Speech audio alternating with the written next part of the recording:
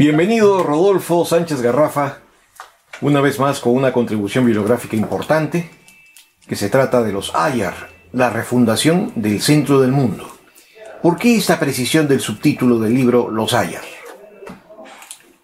Vamos a ver, después de haber escrito Apus de los Cuatro Suyos, que es el marco modelo, una visión totalizadora a propósito de los dioses montaña, pero solamente ahí se enuncia en realidad como entrada la estructura del cosmos en el pensamiento de los andinos.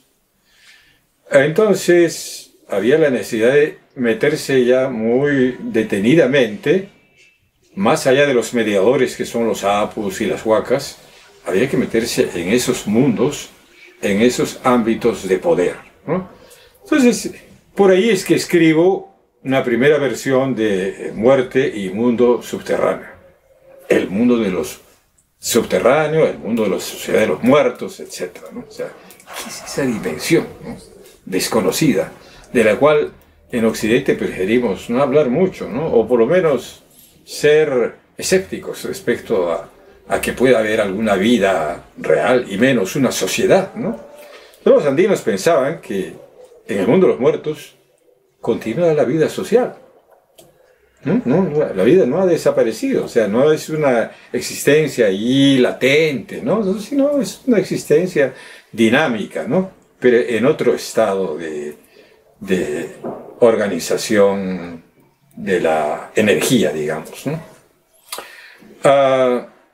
Entonces, no sintiéndome todavía capaz de poder tentar hacer lo mismo con el mundo, con el supramundo, el mundo de arriba, el mundo de los seres celestes, entonces fui al meollo del asunto, que es el hecho de que aquello que llamamos Caipacha, que es esta realidad en la que nosotros desenvolvemos nuestra existencia, viene a ser no un estrato de poder, porque no existía este Caipacha en el principio de los tiempos.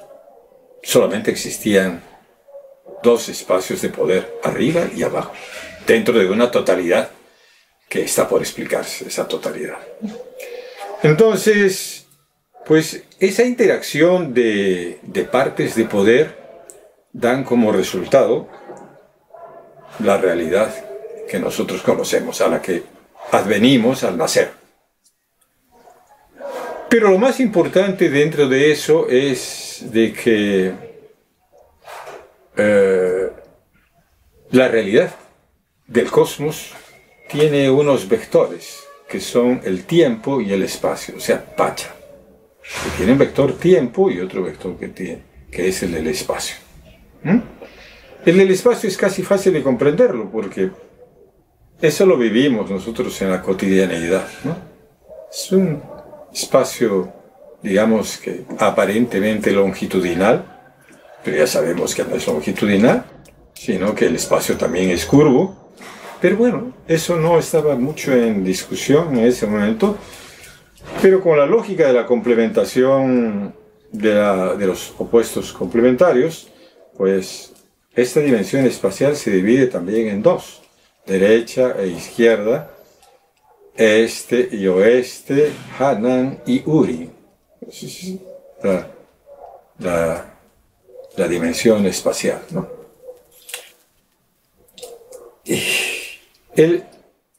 Eso es, digamos, lo que caracterizaría a la realidad ya creada, o sea, la realidad existente, pero esta realidad no existía mientras no hubiesen entrado en relación los mundos de arriba y de abajo.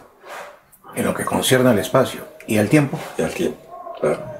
Para dar origen justamente a esas dimensiones, que tienen también su principio, o sea, podemos imaginar un tiempo eterno, podemos imaginar, pero ese tiempo eterno no tiene significado para los hombres, que no existíamos tampoco, ¿no? Pero el tiempo para la humanidad existe desde que existe esta realidad. Permítame una acotación. En la carátula también está graficado una chacana. Sí. Con 8 individuos, 8 parejas. Así es. ¿Qué relación tiene con el subtítulo? Bueno, como en una conversación anterior que tuvimos para libros peruanos, habíamos conversado, el pensamiento andino es un pensamiento filosófico sumamente congruente y consistente. El principio de dualidad complementaria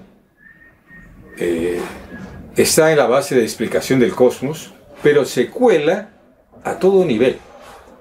En consecuencia, la idea de los fundadores, ¿no?, de la sociedad, en este caso de la sociedad inca, está asociada a esos principios, ¿no? O sea, hay una dualidad que es derecha e izquierda, y entonces una dualidad que es arriba abajo, y como consecuencia pues tenemos dos grupos de hermanos. O sea, son hermanos.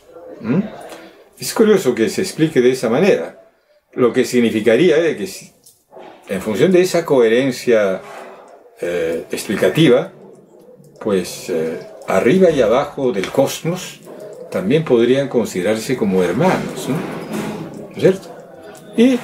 Pero hermanos simbólicos, desde luego, no estamos hablando de que eso, ¿no?, que forman parte de algo y son hermanos, ¿no? O sea, también había esa institución de la hermandad simbólica entre los incas, ¿no? O sea, el Huauque era un hermano simbólico. Bueno, entonces hay lo que se llama Hanan y Urin, que no es que la dinastía inca se haya dividido en reyes Urin y que después estos son, digamos que, desplazados y vienen los Hanan. No, sino que siempre han habido Urin y Hanan, al punto de que muchos estudiosos se han esforzado por explicar un sistema al que llaman diarquía. O sea que habría un inca de arriba y un inca de abajo, ¿no? Lo cual no deja de tener cierto sentido, ¿no? Entonces aquí habían mitad de los hermanos de arriba y una mitad de los hermanos de abajo.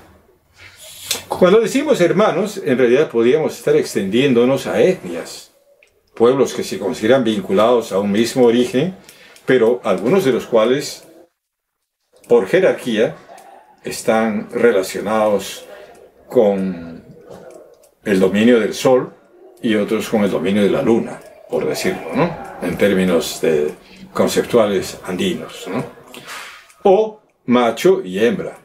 Pero no estamos hablando de sexo, sino estamos hablando simplemente de una división de género clasificativo, ¿no? Es un sistema clasificatorio. Entonces, pues también Hanan está dividido en dos. Y desde luego hay dos hermanos en la mitad Hanan hay dos hermanos que son Hanan y el otro Hanan Urin. Y en la mitad Urin hay un Urin y un Urin Hanan. Entremos con esa clasificación a la teoría, a la novedad. Sí. Su libro trae como novedad la tesis de que los Ayar no es una explicación ni un memorial de una gesta militar, agrícola, alimentaria ni culinaria, sino que se trata de una teoría política del poder sacro. Sí. ¿Por qué? Bueno, es que estos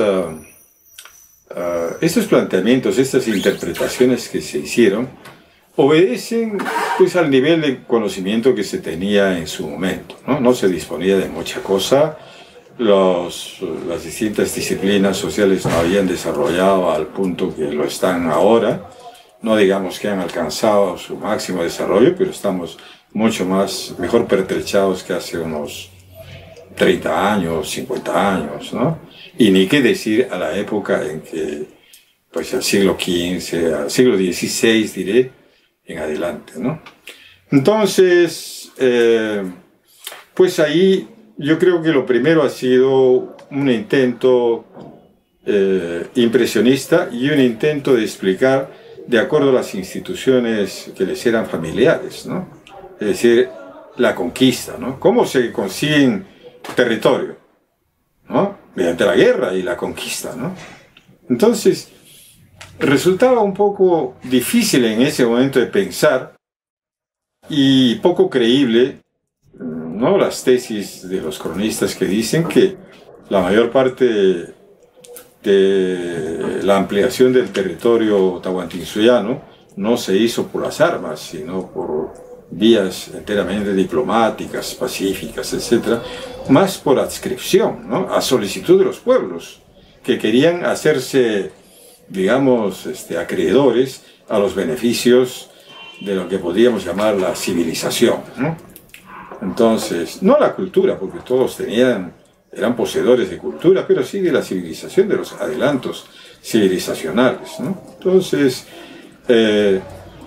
esto se ve reforzado ahora por estudios que han demostrado, por ejemplo, que en Caral no hay armas, no se han encontrado armas. Era un centro de prestigio que creció, tuvo gran importancia local, regional e interregional, pero no tenía ejército. Tiahuanaco no tuvo ejército, ¿no? Y sin embargo el ámbito de influencia tiahuanaquense fue muy grande, bastante grande, ¿no? Claro. Y de carácter sacro, ¿no? Y en el caso de los incas, las prospecciones arqueológicas últimas que se han hecho en Cusco tampoco encuentran evidencia de que en épocas, digamos, iniciales del desarrollo de la cultura inca, digamos lo que es proto-inca, pues tampoco hay ese tipo de cosas, ¿no? Evidencia de guerras tribales o algo así, ¿no? Correcto. Ya. Ahora, en el primer capítulo habla sobre Ayar Yoximan Yoxi Masicunanta. Ayar Yoxi Masicunamanta. Ya, a propósito de los hermanos Ayar, que se consideran hermanos por haber salido de una misma pajarina. Claro. Esa es la idea. O sea, la idea no es de que ha habido una madre, una mujer, que textualmente pues haya parido a estas ocho personas, ¿no? Es decir, 4 varones y 4 mujeres. Claro. Sino que se consideran hermanos por el hecho de haber salido de una misma pajarina. Pero desde este primer capítulo ya comienza a destacarse el sesgo de la tesis, porque se habla del mito de los Ayar y la hegemonía sacerdotal pre-Pachacuti. Sí, porque es muy claro, los arqueólogos ya han demostrado que Pachacuti es el gran reformador, o sea, el estadista que le dio un vuelco tremendo a la concepción de vida, a la concepción político-administrativa del Estado, ¿no? Entonces, eso está muy claro, de que a partir de Pachacuti hay una gran reforma en el manejo de la cosa pública, en incluso el perfil que él mismo, el gobernante, el Inca, tiene, y en la administración en el ejercicio de los poderes que le estaban otorgados como hijo del sol, ¿no? Entonces, ya de Pachacuti, pues hay un palacio del sumo sacerdote, que puede ser su hermano u otro pariente, el Guyajumo o el nombre que haya tenido, y él, como autoridad, hijo del sol, es cierto, seleccionado y habiendo probado su derecho a la Mascaipacha,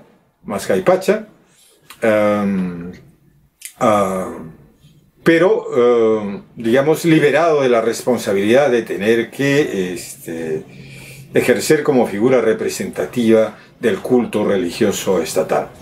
Claro. Por eso que en el segundo capítulo comienza a desplegarse la explicación de esta teoría política sacra, presentando a los Ayar como sacerdotes o especialistas andinos de los rituales. Sí, no, por lo menos hasta Pachacuti, estos hermanos, y lo demuestra el estudio del perfil de cada uno de ellos. Porque este es el libro que acabas de decir que tiene un cierto sesgo. Yo diría más bien de que es el enfoque, ¿no? Yo diría que hay un enfoque acá muy particular, ¿no? O sea, el libro de Apus de los Cuatro Suyos lo escribí como un científico que había sido preparado en materia de análisis simbólico y estas cosas, Y de hecho, pues esa es la fortaleza de ese trabajo, ¿no? Mientras que a partir de este libro, de los Ayar y el mundo subterráneo, pues lo que trato de hacer es desarrollar y proporcionar conocimiento, pero asumiendo que yo mismo, como autor de estos trabajos, soy parte de esa cultura. No estoy hablando de un pueblo diferente, estoy hablando de mi propio pasado histórico como integrante de un pueblo. Entonces, así lo asumo. Entonces, asumo que soy depositario, en cierta forma, como lo son todos los andinos, ¿no? En alguna medida de esta tradición, ¿no? O por lo menos que están inscritas en lo que soy, pues aquellos arquetipos culturales, ¿no? Que te permiten entender la cultura. Claro, ahora en el capítulo 3 es un capítulo muy peculiar, porque comienza a describirse particularmente a cada hermano Ayar, y se comienza, por ejemplo, con Ayar Cachi, diciendo que tiene un poder especial, el poder del arte adivinatorio.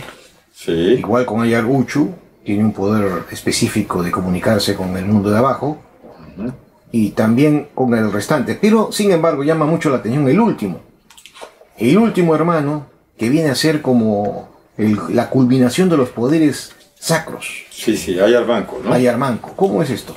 Bueno, Ayar Manco efectivamente es como la culminación. De hecho, es el elegido, ¿no? ¿No es cierto? Hay un grupo selecto de hermanos, de los cuales 2 pertenecen... Bueno, en principio se cumple acá la noción que se tiene de la gemelidad. En los Andes la idea de la gemelidad. Cuando nacen gemelos, pues una de las posibilidades es de que uno de los hermanos deba morir y el otro está llamado a vivir. Pero no es algo de que, digamos, la desgracia o algo así, sino de que uno de los hermanos está destinado a este mundo y el otro está destinado a los dioses. Está destinado a una vida espiritual. Entonces, el destino de la mitad de los hermanos va a ser claramente ese, de regresar para incorporarse a los ancestros. Entonces, uno de ellos va a ser cerrado nuevamente en su pacarina de origen. Bueno, por supuesto que hay una historia un poco truculenta de que con engaños le dicen anda a recoger, que nos hemos olvidado esto y lo otro. Él va y le cierran la puerta, hacen el tapiado y él, pese a todo el poder que tenía, no puede salir y desaparece de Caipacha y después va a aparecer convertido en una entidad espiritual y va a tener alas y va a volar hacia el sol o hacia las esferas celestes, ¿no? Esto nos permite entrar al capítulo 4. Sí. Porque el capítulo 3 es una descripción pormenorizada de que se tratan de líderes chamánicos, los hermanos Ayar, con Sí. poderes chamánicos muy pronunciados, Sí, sí, ciertamente. ¿no? Y por eso sirve de entrada al capítulo 4 que habla de los Ayar y la persistencia de las representaciones astronómicas andinas, una conexión con las deidades estelares. Sí. ¿Cómo es eso? Bueno, en principio habría que empezar sobre los atributos esenciales que identifican a cada hermano. Bueno, todos ellos son sacerdotes, que provienen, por supuesto, de una huaca importante, ¿no? Que puede ser la huaca Vilcanota, pero en todo caso es una huaca vinculada al altiplano, ¿no? Al lago Titicaca. Pues ese es su origen. El lugar de creación por excelencia y de origen de la vida, Huiracocha, el sol y los hijos también tienen ese origen, ¿no? Pero su salida real se va a producir se sumergen en la tierra, salen en Pacarestambo, que es, digamos, el templo del amanecer o la posada del amanecer, como se ha traducido, pero, digamos, es el tambo, lugar de descanso, la pascana, de inicio, de origen, ¿no? Entonces de ahí van a salir. Esa es su pacarina. Su pacarina no es el lago Titicaca, sino su pajarina es Pajarejtam. Pero ellos fueron comisionados. Se entiende como entidades espirituales, ¿no? Y salen de la pajarina como seres humanos y poseedores de una serie de atributos, ¿no? Ahora, usted en este capítulo también no deja de insistir en una procedencia tiahuanacoide. Sí, tiahuanacoide, y yo diría más que eso, ¿no? Yo creo que el mito, el ciclo mítico de los Ayar, porque no es un solo mito, hay muchísimos relatos sobre de origen, y todos estos relatos confluyen y nos dan luz, ¿no? El hecho es de que se ha simplificado mucho este relato, y lo que conocemos es una historia realmente, ¿cómo diría así? Pues entre curiosa y folclórica.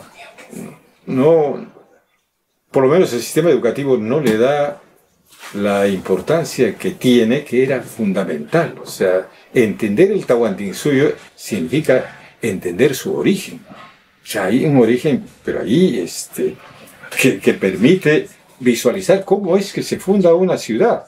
Y probablemente no solo el Cusco, sino cualquier otra ciudad que haya sido fundada antes de los incas, se fundaba bajo rigurosas reglas de sacralidad, ¿no? Entonces, pues los fundadores tienen que tomar en cuenta estos principios, ¿no? Y lo tomaron en cuenta, ¿no? Aquí hay que tener presente lo siguiente: las grandes eras, o sea, las eras del mundo, ¿no?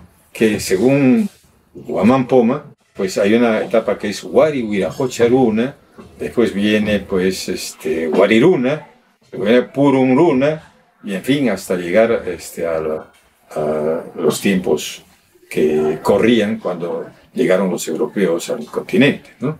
Entonces, esta clasificación tampoco ha sido bien examinada, ¿no? Yo creo que ahí está, digamos, la clave para poder entender no solo a las divinidades, no solo el mundo de arriba, sino el cosmos en general, el cosmos andino. Y en tanto que estamos hablando de una refundación del centro del mundo, entonces esta idea permite hacer una síntesis entre lo cosmogónico y lo teogónico en el mito de los Ayar. Sí, claro que sí. Sí, permite hacer una visión totalizadora. ¿Por qué? Porque Cusco no es una ciudad cualquiera, como no lo fue Taipicala, como tampoco lo fue Pachacamac, y seguramente como no lo fue Caral, o no lo fue Chavín en su momento, ¿no? O sea, es decir, todos los centros que hayan podido irradiar cultura y trascender en un determinado espacio y tiempo, ¿no? Los incas es el de menor duración. El periodo Wari Tiahuanaco es casi un milenio. Es un milenio frente a 200 años o 250 años, ¿no? O sea, es una cosa, pero así, tremendamente significativa, ¿no? Y este pueblo, llamémoslo así, ¿no? Según Wari Tiahuanaco, pues tampoco surge en el aire, ¿no? O sea, hay por lo menos un pueblo, el pueblo Puquina, que es el que directamente alimentó su sistema conceptual y explicativo, porque ellos ya habían desarrollado las ideas fundamentales. No el de Hanan y Urin, derecha e izquierda, que está en Caral, 5000 años, etc., sino, digamos, pues, el mito cosmogónico, ¿no? Ya estaba elaborado. Por eso es de que Viracocha no es de origen tiahuanaquense, Wari, sino es de mucho más atrás. Pucará está entre los Puquina, y los Puquina cubrían prácticamente desde el oriente, desde las estribaciones de los Andes hacia la Amazonía, hasta el mar, hasta el Océano Pacífico. Entonces, y habían dos cordilleras. La cordillera oriental, llamada la cordillera real, o los Hapajapucuna, o Hapaj Iki, porque Iki quiere decir señor en Puquina, y la cordillera occidental, que es la cordillera volcánica que nosotros conocemos, ¿no? Y que está asociada a la muerte. El sol se oculta hacia occidente, hay una barrera ahí formada por seres guardianes, etc., los volcanes, con aberturas de fuego que comunican al mundo interior. Entonces, evidentemente, pues la geografía sagrada está dando todos los argumentos que le dan solidez a esta manera de explicar, ¿no? Y al otro lado están las altas montañas de la Cordillera Real, que es la continuación de Apolo Bamba en Bolivia, la Cordillera Real, que no se llama Real por los reyes de España, sino se llama Real por los señores Puquina, que eran los Hapaj y Kikuna, o sea, los señores. Tal, ¿no? Entonces la idea de Viracocha y otros viene desde este pueblo, y sus representaciones iconográficas también, ¿no? Y esa humanidad convertida en piedra que relatan los ritos, los mitos de origen, viene desde los Pucará, esos grandes monolitos antropomorfos que se encuentran, etc., son la evidencia de que hubo una humanidad de piedra. Felicitaciones nuevamente por su libro y muchas gracias.